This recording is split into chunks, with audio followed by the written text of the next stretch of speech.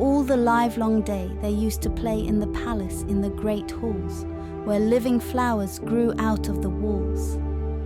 When the great amber windows were thrown open, the fish swam in, just as the swallows fly into our rooms when we open the windows.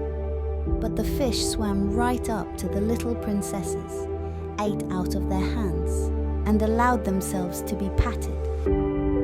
Outside the palace was a large garden, with fiery red and deep blue trees, the fruit of which shone like gold, while the flowers glowed like fire on their ceaselessly waving stalks.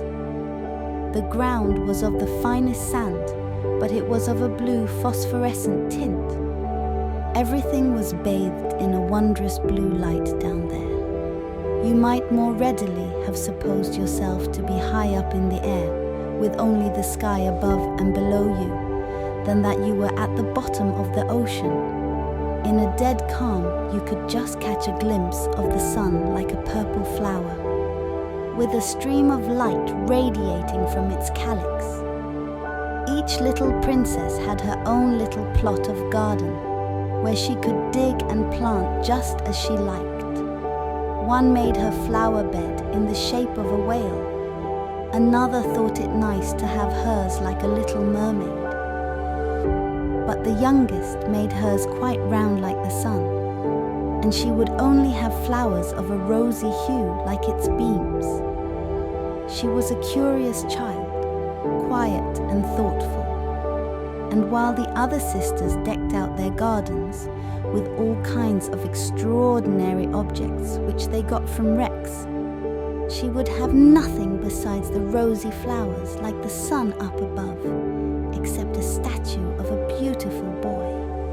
It was hewn out of the purest white marble and had gone to the bottom from some wreck.